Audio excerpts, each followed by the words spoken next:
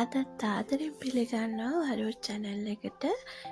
ඉතින් අද ඔයගොල්ලෝ මාත් එක්ක එකතු වෙලා බලමු මොනවාද අද මං හදන රසවත් ආහාර වේල කියලා.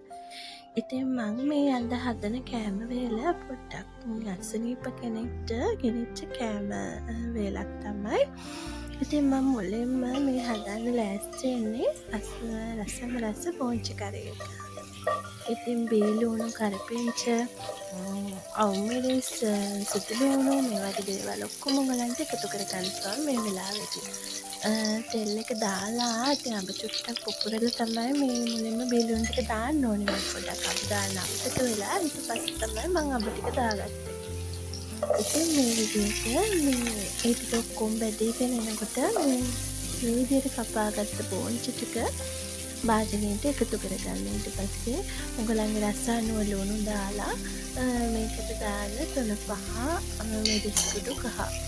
ඔයගලන්ගේ රස අනුව මේ දේවල් අඩු වැඩි වෙනවා. ඉතින් මේ මම හදන විදිය ඔයගොල්ලෝ හදන විදිය ගොඩාක් වෙනස් දේවල් ඇති.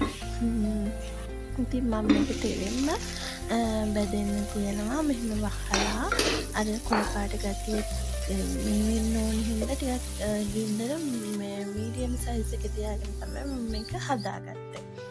ඉතින් වෙලාව පොඩ්ඩක් ඉක්මනින්ම යන හින්දා මම මේ ඊට පස්සේ චිකන් එක හදන්න ගත්තා.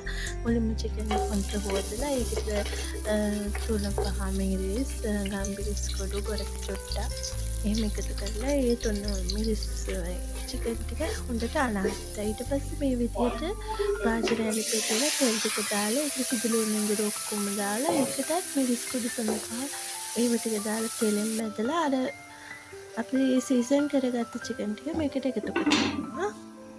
ඊට පස්සේ ඔයගලන්ට හොදි ඕන ප්‍රමාණයට වතුර දාලා අපි වහලා තියෙනවා. ඊට පස්සේ මම මේ ලෑස්ති වෙන්න ඕන පරිප්පු එකක්. ඉක්මනට මේ වීඩියෝ එක ඉතින් මං ගත්ත උයන ගමන් ඉතින් මේ පරිප්පු එකටත් ඉතින් ඔයගොල්ලෝ හැමෝම දන්නවා පරිප්පු හදන්න. මේකට 3-5 කහ මිරිස් කුඩු දාලා පරිප්පු එක තැම්බුණාට පස්සේ ආයෙ මම තෙම්පරාදුවක් හදාගත්තා. ඉතින් මේ විදිහට තෙම්පරාදුවත් හදාගත්තට පස්සේ මම ඉක්මනට හදාගත්ත අල තෙල් දැම්මේ. අල ටික ඔක්කොම තඹගෙන මේ විදිහට බීලුණු අවුමිරිස් කරපිංච ටික ලිපේ තියලා තෙලෙන් බැදීගෙන එනකොට කැලිමිස් එහෙම දාලා අල තැම්බිච්ච අල ටික මේකට කලවම් කළා. ඉතින් මේ විදිහට ඉක්මනට මම හැමදේම හදාගත්තා. මොකද මට වෙලාව පොඩ්ඩක් අද මේ මදි වුණා. ඉතින් අර මම ලෙඩෙකුටන කෑම අරන් යන ඉතින් බලාගෙනත් ඉන්න හින්දා මම වීඩියෝ කරමින් කෑම හදනකොට මට ටයිම් මදි වුණා. මේ තියෙන්නේ මං හදාගත්ත කෑම ටික. රස චිකන් කරියක්, පෝංචි බැදුමක්, පරිප්පු, අල තෙල් දාලා.